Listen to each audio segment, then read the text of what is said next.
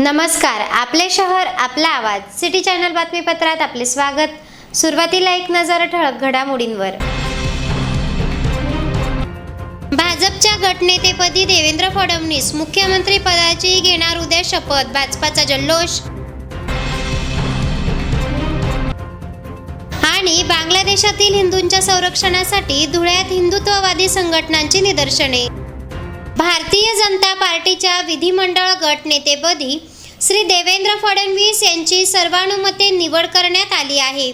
श्री देवेंद्र फडणवीस हेच उद्या मुख्यमंत्री पदाची शपथ घेतील, म्हणूनच धुळ्यात भारतीय जनता पार्टीने जल्लोष केला आहे।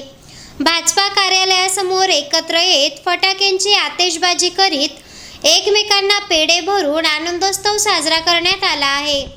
महाराष्ट्र विधानसभा निवडणुकीत भारतीय जनता पार्टी आणि महायुतीने घवघवीत यश संपादन केले आहे।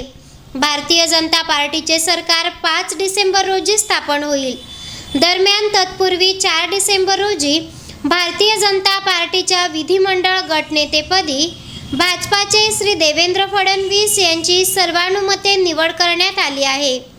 गटनेते असलेले देवेंद्र फडणवीस हेच उद्या मुख्यमंत्री पदाची शपथ घेतील, म्हणूनच धुळ्यात भारतीय जनता पार्टीने जल्लोष केला आहे। धुळे शहरातील भारतीय जनता पार्टी कार्यालयाबाहेर एकत्र येत फटाक्यांची आतिषबाजी करीत जल्लोष करण्यात आला आहे। यावेळी माजी महापौर प्रतिभा चौधरी, अल्फा अग्रवाल, हिरामण गवळी, भिकन वऱ्हाडे, यशवंत येवलेकर आणि भाजप कार्यकर्ते मोठ्या संख्येने उपस्थित होते। भारतीय जनता पार्टीच्या कार्यकर्त्यांचा आनंदाचा दिवस आहे।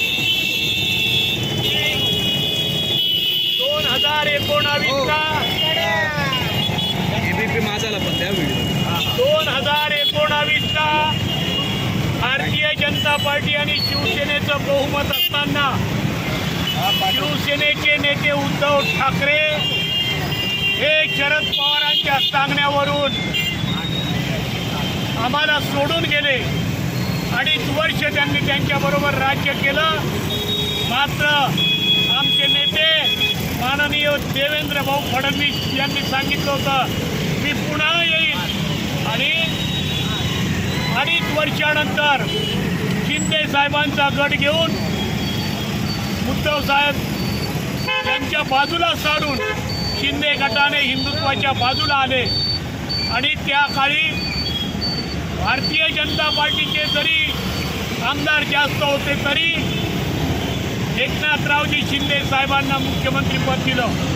2.5 वर्षाच्या काळात जनतेने भारतीय जनता पार्टी आणि महायुतीचं काम बघितलं, आणि म्हणून आज महाराष्ट्रामध्ये 132 अधिक 5 जागा 137 त्या भारतीय जनता पार्टीच्या आलेल्या आहेत। आणि म्हणून आज भारतीय जनता पार्टीच्या महाराष्ट्र भारतीय जनता पार्टी संघटनेने गट नेता म्हणून माननीय देवेंद्र भाऊ फडणवीस यांचं नाव जाहीर करून उद्या आपले सर्वांचे नेते देवेंद्र भाऊ फडणवीस हे पंतप्रधान नरेंद्र मोदी साहेबांच्या उपस्थितीमध्ये महाराष्ट्र राज्याच्या मुख्यमंत्रीपदाची शपथ घेणार आहोत। म्हणून या ठिकाणी धुळे महानगराच्या वतीनं आम्ही आनंदोत्सव साजरा केलेला आहे। यानंतरच्या बातम्या अल्पशा विश्रांतीनंतर। चेहरा आणि शरीरावरील अनावश्यक केस, मुरूम, गोंधन तसंच चेहऱ्यावरील पुटपुळ्या, चेहऱ्यावरील व्रण, डाग, मोस, वांग या आणि यासारख्या अन्य व्याधींपासून आपण त्रासला आहात का? मग एवढी चिंता करताय कशाला? कारण लेसर मशीनद्वारे उपचार पद्धती आता आपल्या धुळे शहरातच उपलब्ध झाली आहे।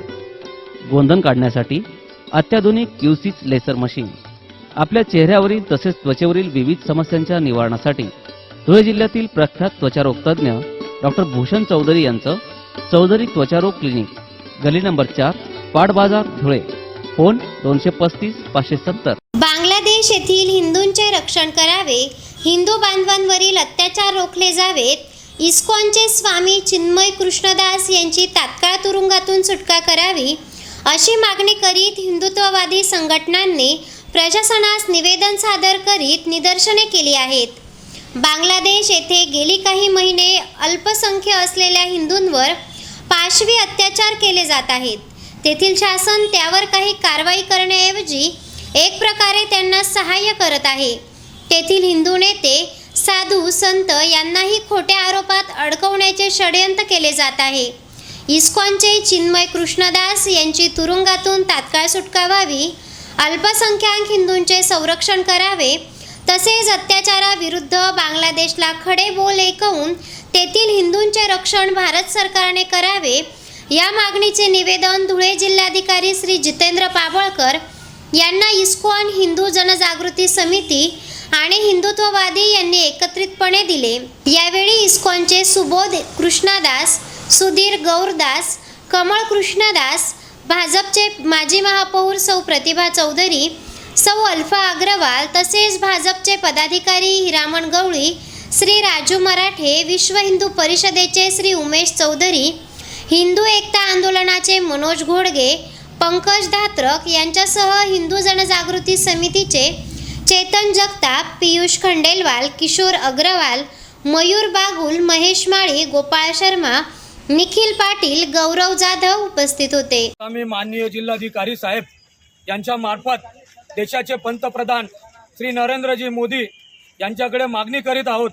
बांगलादेश या ठिकाणी ज्या पद्धतीने हिंदूंवर अन्याय अत्याचार होत आहे, आमच्या माता भगिनींवर अंगावर अक्षरशः हात टाकले जात आहेत, या घटनेचा प्रथमतः आम्ही समस्त हिंदुत्ववादी संघटनेच्या वतीने जाहीर निषेध करतो आणि देशाच्या पंतप्रधानांनी याबद्दल कठोरातून कठोर पावले उचलावीत आणि बांगलादेशावर चढाई करावी अशी आम्ही समस्त हिंदुत्ववादींच्या वतीने मागणी करीत आहोत.